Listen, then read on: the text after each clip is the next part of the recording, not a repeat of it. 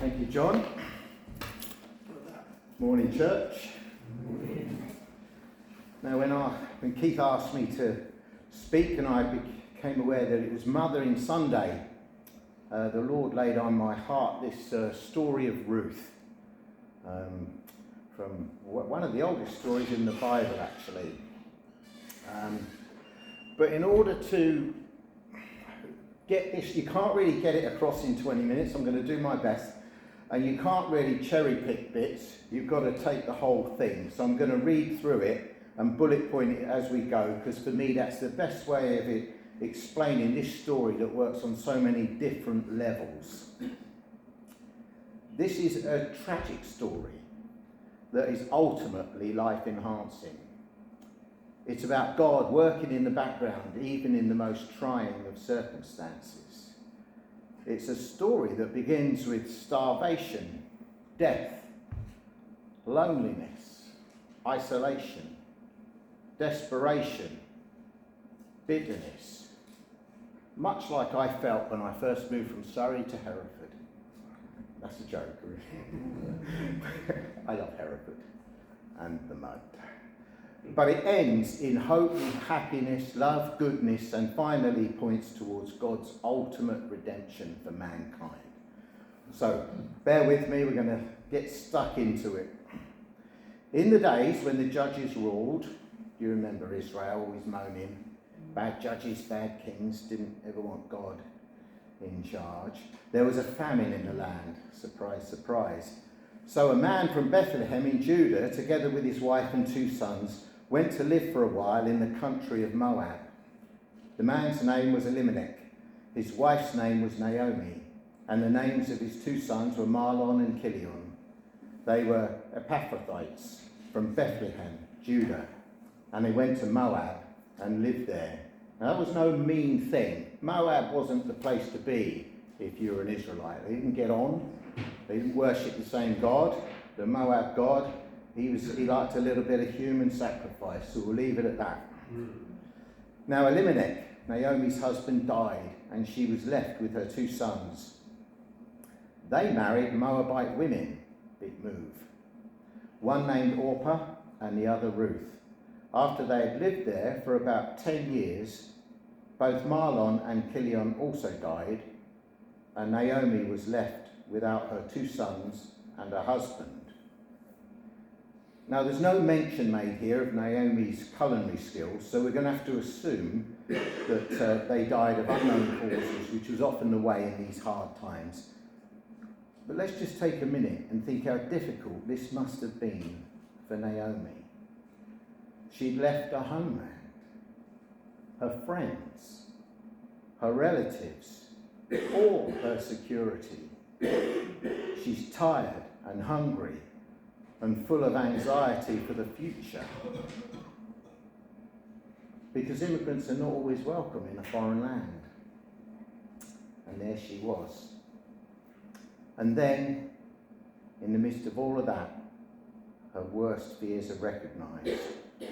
Her husband dies. The main provider for her and her sons is gone. The man who had been by her side for years is no longer there to greet her in the morning. He's not there to lift her up when she's feeling down, to hear about her struggles, to comfort her in the night. Just the bitter tears of loneliness and despair.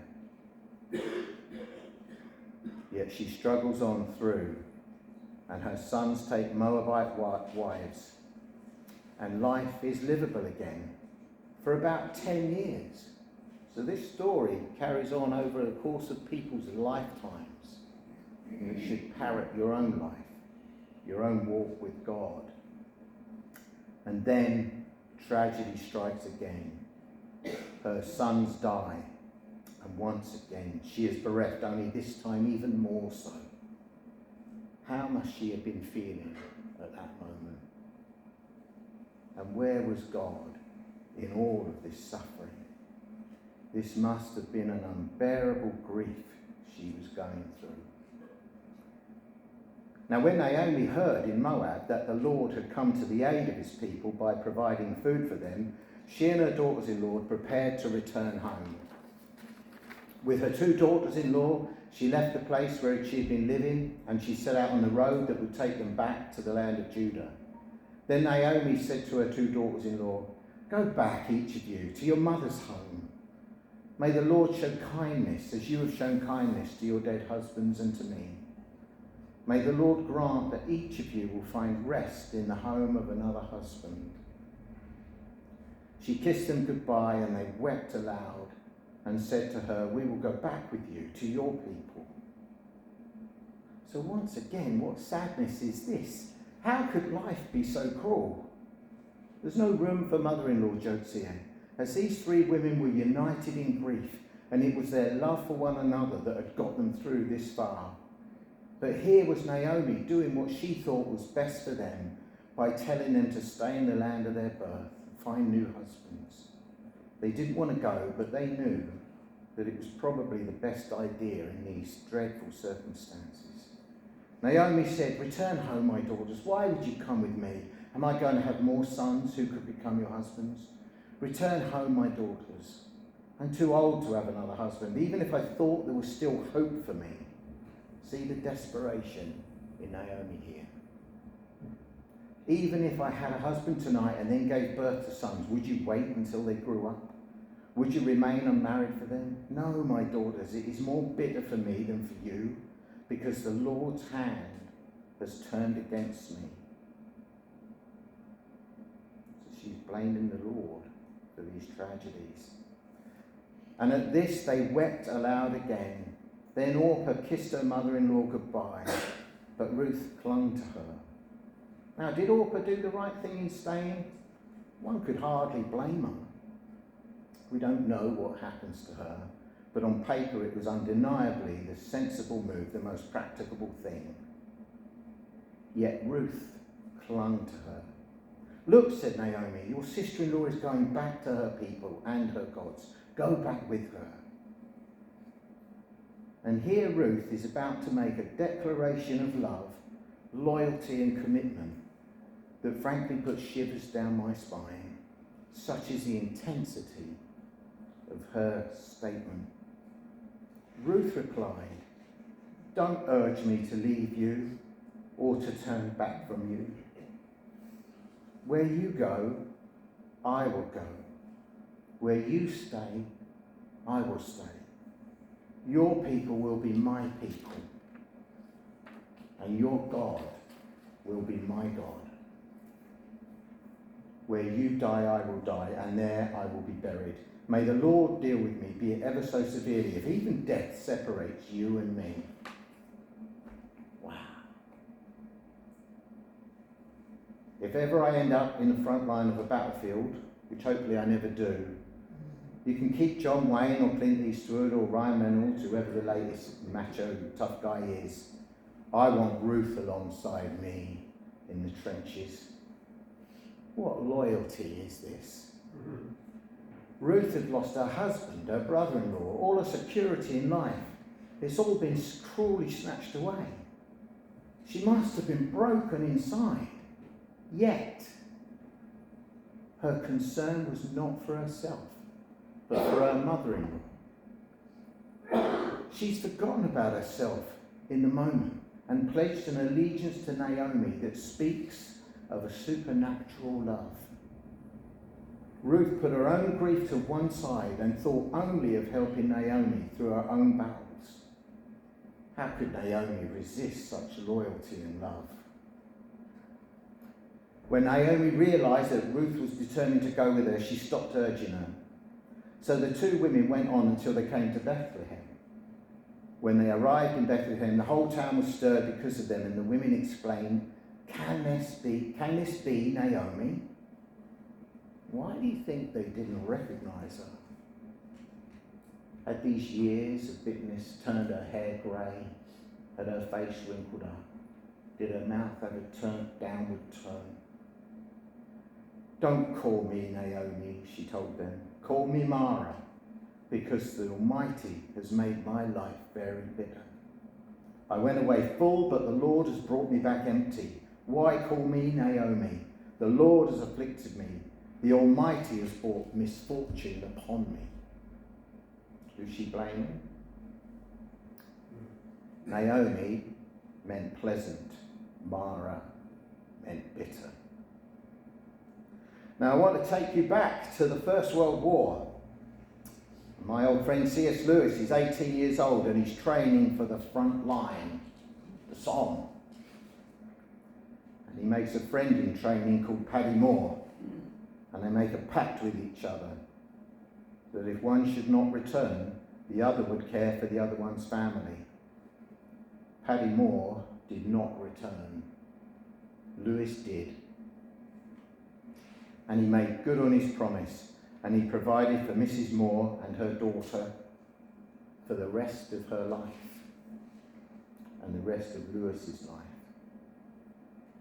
Yet Mrs. Moore was unable to deal with the bitterness she felt at the loss of her only son.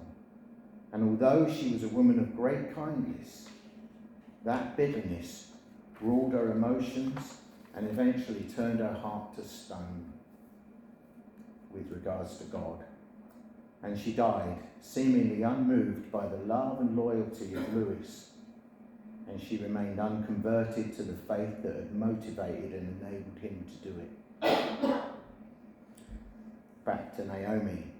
She returned from Moab accompanied by Ruth the Moabite, her daughter-in-law, arriving in Bethlehem as the barley harvest was beginning. Now Naomi had a relative on her husband's side, a man of standing from the clan of Elimelech, whose name was Boaz. And Ruth the Moabite said to Naomi, "Let me go to the fields and pick the leftover grain behind anyone in whose eyes I find favour." So again, as soon as they get there, Ruth's first concern is to get to work and look after Naomi. Naomi said to her, "Go ahead, my daughter." She went out and entered a field and began to glean behind the harvesters. As it turned out, she was working in a field belonging to Boaz from the clan of Elimelech. So gleaning's a good word, isn't it? But she was picking up the dregs. That's what poor people did. That's how she was. Being a widow, being a woman, being a widow, not a good thing in those days. You would often starve. And she was gleaning for Naomi. Just then Boaz arrived from Bethlehem and greeted the harvesters. "The Lord be with you, the Lord bless you," they answered. So Boaz is clearly a man of God. Boaz asked the overseers of his harvesters, "Who does that young woman belong to?" The overseer replied, "She is a Moabite who came from Moab with Naomi." She said, "Please let me glean and gather among the sheaves behind the harvesters." She came into the field and has remained here from morning till now, except for a short rest in the shelter. So not only has Ruth made this declaration of loyalty to Naomi, she is now out in the fields working her fingers to the bone to put food on the table for her. And she's being noted for her hard work. She's some kind of woman, some kind of special woman. So Boaz said to Ruth, "My daughter, listen to me. Don't go and glean in another field, and don't go away from here. Stay here with the women who work for me. Watch the field where the men are harvesting and follow along after the women. I have told the men not to lay a hand on you." Bit troubling, isn't it? "And whenever you are thirsty, go and get a drink from the water jars the men have filled." At this, she bowed down with her face to the ground. She asked him, "Why have I found such favour in your eyes that you noticed me, a foreigner?" Boaz replied, "I have been told about you, what you have done for your mother-in-law since the death of your husband, how you left your father and mother and your homeland and came to live with a people you did not know before. May the Lord repay you for what you have done. May you be richly rewarded by the Lord, the God of Israel, under whose wings you have come to take refuge." So Ruth has been noticed because she's put aside her bitterness and her self-pity, and she's worked for the good of others, and it's been noticed. And it's been noticed by a man of God, and that man of God is now wishing the goodness of the God of Israel to bless her, to be richly rewarded, because she's come to the right place. So Boaz is a good guy who has listened to the high praise of the folk and what they've been saying about her. His heart has been moved to bless her. it seems that God was working in the background. And what does Romans 8:28 say? And we know that in all things God works for the good of those who love him, who have been called according to his purpose. Now I know that verse can be misconstrued, because people think, oh look, something bad happened to me, so therefore Christianity doesn't work. But that's not what it says. It says, in all things, good and bad, God works for the good of those who love him. So, who love God and who have been called according to his purpose. May I continue to find favour in your eyes, my Lord, she said. You have put me at ease by speaking kindly to your servant, though I do not have the standing of one of your servants. At mealtime, Boaz said to her, come over here, have some bread and dip it in the wine vinegar. When she sat down with the harvesters, he offered her some roasted grain. She ate all she wanted and had some left over. As she got up to glean, Boaz gave orders to his men, let her gather among the sheaves and don't reprimand her. Even pull out some stalks for her from the bundles and leave them for her to pick up, and don't rebuke her. So Ruth gleaned in the field until evening. Then she threshed the barley she had gathered, and it amounted about an ephah. That's about 40 litres, 9 gallons. I googled that. It would have taken her between 2 and 4 hours to thresh all that. She carried it back to town, and her mother-in-law saw how much she had gathered. Ruth also brought out and gave her what she had left over after she had eaten enough. Her mother-in-law asked her, where did you glean today? Where did you work? Blessed be the man who took notice of you. Then Ruth told her mother-in-law about the one in whose place she had been working. The name of the man I work with today is Boaz. The Lord bless him, Naomi said to her daughter-in-law. He has not stopped showing his kindness to the living and the dead. She added, that man is our close relative. He is one of our guardian redeemers.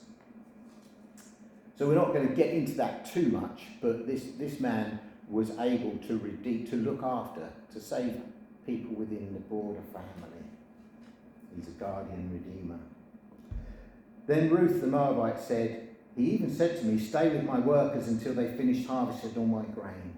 Naomi said to Ruth, it will be good for you, my daughter, to go with the women who work for him, because in someone else's field you might be harmed. Dangerous place for women. So Ruth stayed close to the women of Boaz to glean until the barley and the wheat harvests were finished, and she lived with her mother-in-law. So she's been at it all through the season. One day Ruth's mother-in-law said to her, my daughter, I must find a home for you where you will be well provided for. Now Boaz, with whose women you have worked, is a relative of ours. Tonight he will be winnowing barley in the threshing floor. Wash, put on perfume and get dressed in your best clothes. Then go down to the threshing floor. But don't let him know you are here until he has finished eating and drinking. When he lies down, note the place where he is lying. Then go and uncover his feet and lie down. He will tell you what to do. Now this all sounds a little bit like a seduction, but it was a custom. So don't get distracted by that. I will do whatever you say, Ruth answered. So she went down to the threshing floor and did everything for her mother-in-law had told her to do. When Boaz had finished eating and drinking and was in good spirits, he went over to lie down at the far end of the grain pile. Ruth approached quietly, uncovered his feet and lay down. In the middle of the night, something startled the man. He turned, and there was a woman lying at his feet. Who are you? He asked. I am your servant, Ruth, she said. Spread the corner of your garment over me, since you are a guardian redeemer of our family. She's asking him for his help. The Lord bless you, my daughter, he replied. This kindness is greater than which you showed earlier. You have not run after the younger men, whether rich or poor. And now, my daughter, don't be afraid. I will do for you all you ask. All the people of my town that you are a woman, all the people of my town know that you are a woman of noble character. Although it is true that I am a guardian redeemer of our family, there is another who is more closely related than I. Stay here for the night, and in the morning, if he wants to do his duty as your redeemer, Good, let him redeem you. But if he is not willing, as surely as the Lord lives, I will do it. Lie here until morning. So she lay at his feet until morning, but got up before anyone could be recognised, and he said, no one must know that a woman came to the threshing floor. He also said, bring me the shawl you are wearing and hold it out. When she did so, he poured into 6 measures of barley and placed the bundle on her. Then he went back to town. When Ruth came to her mother-in-law, Naomi asked, how did it go, my daughter? Then she told her everything Boaz had done for her, and added, he gave me these 6 measures of barley, saying, don't go back to your mother-in-law empty-handed. Then Naomi said, wait, my daughter, until you find out what happens, for the man will not rest until the matter is settled today. Meanwhile, Boaz went up to the town gate and sat down, just as the guardian redeemer he had mentioned came along. Boaz said, come over here, my friend, and sit down. Boaz took 10 of the elders of the town and said, sit here, and they did so. Then he said to the redeemer, Naomi, who has come back from Moab, is selling the piece of land that belonged to our relative Elimelech. I thought I should bring the matter to your attention and suggest that you buy it in the presence of these seated here and in the presence of the elders of my people. If you will redeem it, do so, but if you will not, tell me, so I will know. For no one has the right to do it except you, and I am the next in line. I will redeem it, he said. Then Boaz said, on the day you buy the land from Naomi, you also acquired Ruth the Moabite, the dead man's widow, in order to maintain the name of the dead with this property. At this, the guardian redeemer said, then I cannot redeem it, because I might endanger my own estate. You redeem it yourself, I cannot do it, because there was a contract there that meant that his sons might, that Ruth's offspring or Naomi's would get the inheritance and not his own family, so that's why he wouldn't do it. So the guardian redeemer said to Boaz, buy it yourself. And he removed his sandal, which is what you did apparently it was a sign of a contract that you would remove your sandal. Then Boaz announced to the elders and all the people, today you are witnesses that I have brought from Naomi all the property of Elimelech, Kilion and Mahlon. I have also acquired Ruth the Moabite, Mahlon's widow, as my wife in order to maintain the name of the dead with his property, so that his name will not disappear from among his family or from his hometown. Today you are witnesses. Then the elders and all the people at the gate said, we are witnesses. May the Lord make a woman who is coming into your home like Rachel and Leah, who together built up the family of Israel. May you have standing in Ephrathah and be famous in Bethlehem through the offspring of the Lord. Through the offspring the Lord gives you by this young woman, may your family be like that of Perez, whom Tamar bore to Judah. So Boaz took Ruth, and she became his wife.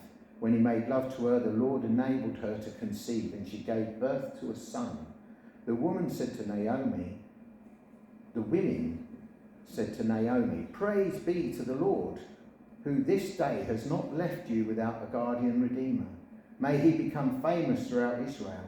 He will renew your life and sustain you in your old age. For your daughter-in-law, who loves you and who is better to you than 7 sons, has given him birth.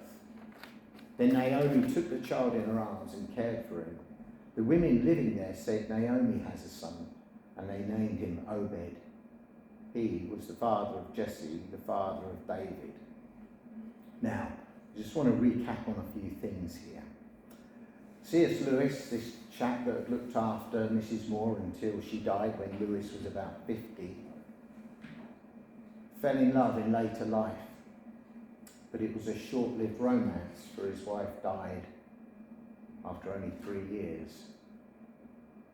And he went through a tremendous grief, and he wrote these thoughts down about a month after his wife died. And I just want to read it out because I think it's relevant to the depth of grief and how grief can arrest people and really make them examine whether or not they truly believe and whether or not they truly sympathised with the sufferings of others. This is what he wrote. I had been warned. I had warned myself. not to reckon on worldly happiness. We were even promised sufferings. They were part of the program. We were even told, blessed are those that mourn. And I accepted it. I've got nothing that I hadn't bargained for. Of course, it is different when the thing happens to oneself and not to others, and in reality, not in imagination. Yet, but should it, for a sane man, make quite such a difference as this? No, and it wouldn't for a man whose faith had been real faith, and whose concern for others people's sorrows had been a real concern. The case is too plain. If my house has collapsed at one blow, that is because it was a house of cards. The faith which took these things into account was not faith, but imagination. The taking them into account was not real sympathy. If I had really cared as I thought I did about the sorrows of this world, I should not have been so overwhelmed when my own sorrow came. So Lewis's faith was tested and found wanting, but ultimately it survived the hammer blow of this life. He only lived another 3 years anyway. He was already in very poor health. But he went on to publish further books and write many supportive letters to people who are in similar situations. And I've read there nothing but faith in God and hope for eternal life. He said to one woman, a very famous woman from America, he said, has this world been so good to you that you couldn't possibly bear to leave it? There are far greater things ahead than anything we've left behind. Ironically, he died about a month after that and she lived another 13 years. Anyway, Lewis survived, but can you trust God's unseen hand in the midst of such deep suffering? Can you avoid drinking from the bitter cup and choose instead to pour out the oil of God's love and blessings into the hearts of others? Have you enough hope in Christ's redeeming power to be a redeemer yourself to those around you that you see in need? That's what Ruth did. That's what Boaz did. That's what Christ did. My mind is taken back to Jesus, nailed to a cross, his hands and feet supporting him. The only way you can breathe is to stand up, because when you lean forward on a cross, you suffocate, and you stand up, and you feel the pain in your hands and your feet, and your life is slowly slipping from your body, it's leaching away. You're in agony, you're suffocating, the worst kind of death there can be, and Jesus is dying on a cross. What does he do? He turns to his mother and he says, behold your son. And then he turns to John and says, behold your mother. His thought was for his mother, at his time of death, the most excruciating pain we can die. And there he is, not thinking of himself, but thinking of his mother. And John took Mary and she lived with him for the rest of her life. That's the kind of Redeemer we've got. And that's the kind of example we have to follow. I wanted to sing a song called Waymaker, but sadly John doesn't know it. But in that song it says, it's all about God working. Even when I don't see it, you're working. Even when I don't feel it, you're working. You never stop. You never stop working. God was working even here, back in the time of the judges, because Ruth was the great-grandmother of King David, of the lineage that led to Jesus.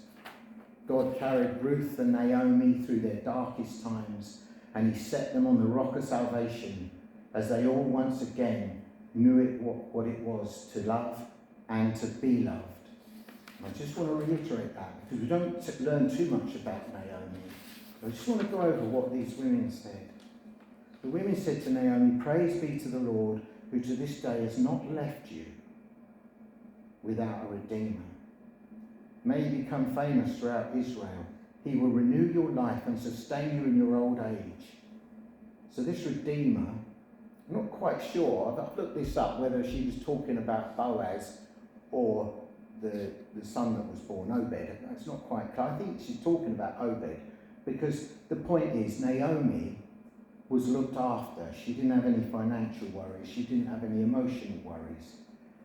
Because it says here, for your daughter-in-law who loves you and who is better to you than 7 sons has given him birth.